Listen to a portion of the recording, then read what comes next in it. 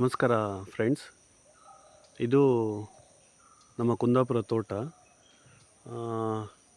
ಈ ತೋಟದಲ್ಲಿ ತೆಂಗು ಮುಖ್ಯ ಬೆಳೆ, ಮೇನ್ ಕ್ರಾಪ್ ತೆಂಗು.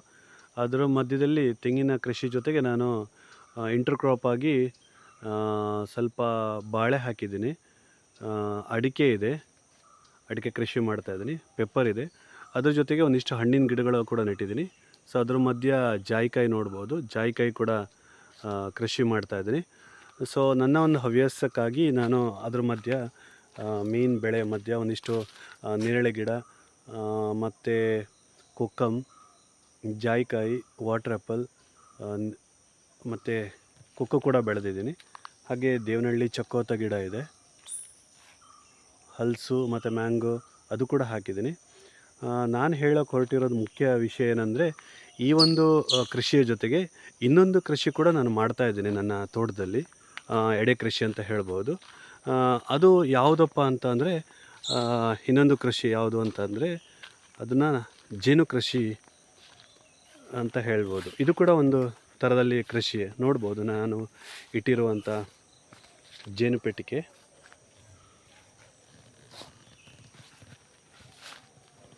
ನೋಡ್ಬೋದು ಜೇನು ಪೆಟ್ಟಿಗೆ, ಇದು ತುಡುವೆ ಜೇನು.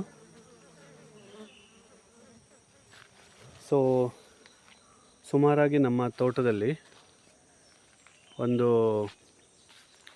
10-12 ಪೆಟ್ಟಿಗೆಗಳನ್ನು ಇಟ್ಟಿದ್ದೀನಿ ನಮ್ಮ ತೋಟದಲ್ಲಿ. ಕಳೆದ ವರ್ಷದ ತನಕ ಒಂದು 2-3 ಪೆಟ್ಟಿಗೆ ಮಾತ್ರ ಇಡ್ತಾಯಿದ್ದೆ. ಈ ಬಾರಿ 10 ಪೆಟ್ಟಿಗೆಗಿಂತ ಜಾಸ್ತಿ ಇಟ್ಟಿದ್ದೀನಿ. ನೋಡ್ಬೋದು ಇಲ್ಲೊಂದು ಪೆಟ್ಟಿಗೆ ಕೂಡ ಉಂಟು.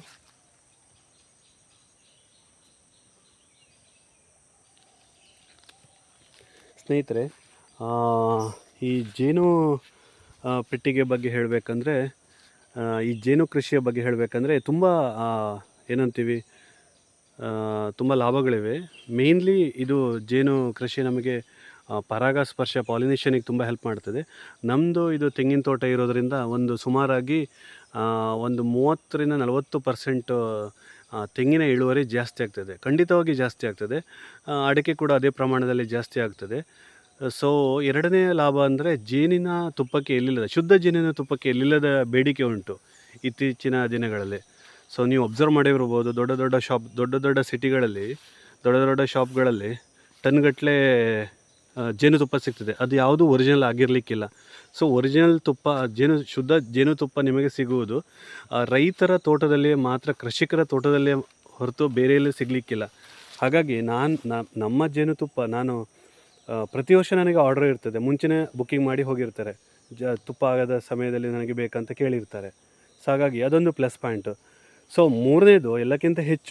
ಮೂರನೇದು ಅಡ್ವಾಂಟೇಜ್ ಏನಂತ ಹೇಳಿದ್ರೆ, ಇದು ನಿಮಗೆ ಒಂದು ಪಾಲಿನೇಷನ್ ಆಗ್ತದೆ, 2 ಜೇನುತುಪ್ಪದಿಂದ ಒಂದು ಇನ್ಕಮ್ ಆಗ್ತದೆ, ಅದು ಕೂಡ ಕೃಷಿನೇ. ಜೇನುತುಪ್ಪದ ಒಂದು ಹಣ ಬರ್ತದೆ ಒಂದು ರೀತಿಯಲ್ಲಿ. ಎಲ್ಲಕ್ಕಿಂತ ಹೆಚ್ಚು ನನ್ನ ಪ್ರಕಾರ ಇದೆಲ್ಲಕ್ಕಿಂತ ಹೆಚ್ಚು ನಿಮಗೆ ಮನಸ್ಸಿಗೆ ಖುಷಿ ಕೊಡ್ತದೆ. ನನ್ನ ಪ್ರಕಾರ ಈ ಜೇನು ಕೃಷಿಯಿಂದ ದಿನಾಲೂ ಆ ಜೇನೊಣ ನೋಡುವುದರಿಂದ ನಮ್ಮ ಮನಸ್ಸಿಗೆ ಖುಷಿ ಕೊಡ್ತದೆ. ಈ ಖುಷಿಗಿಂತ ಮತ್ತೊಂದು ಖುಷಿ ಇರಲಿಕ್ಕಿಲ್ಲ. ಹಾಗಾಗಿ ತಾವು ಕೂಡ ತೋಟದಲ್ಲಿ 1 ಎಕರೆಯಲ್ಲಿ 4-5 ತೆಂಗಿನ ಅಥವಾ ಅಡಿಕೆ ತೋಟ ಇರ್ಬೋದು, 4-5 ಪೆಟ್ಟಿಗೆಗಳನ್ನು ಇಡ್ಬೋದು. ಸ್ವಲ್ಪ ಪ್ರಮಾಣದಲ್ಲಿ ಅದರ ಬಗ್ಗೆ ಇನ್ಫಾರ್ಮೇಷನ್ ತಿಳ್ಕೊಂಡು, ಸ್ವಲ್ಪ ಟ್ರೈನಿಂಗಿಗೆ ಹೋಗಿ ತಿಳ್ಕೊಂಡು ಒಂದಿಷ್ಟು ಪೆಟ್ಟಿಗೆಗಳನ್ನು ಒಂದು ಅಥವಾ 2 ಪೆಟ್ಟಿಗೆಯಿಂದ ಸ್ಟಾರ್ಟ್ ಮಾಡಿ ಆಮೇಲೆ ಮುಂದುವರಿಸಬಹುದು. ನಿಮಗೆ ಎಲ್ಲಿಲ್ಲದ ಖುಷಿ ಸಿಗ್ತದೆ. ಸೊ ನಾನು ಕೂಡ ಈ ಥರ ಒಂದು ಕೃಷಿ ಮಾಡ್ತಾಯಿದ್ದೇನೆ.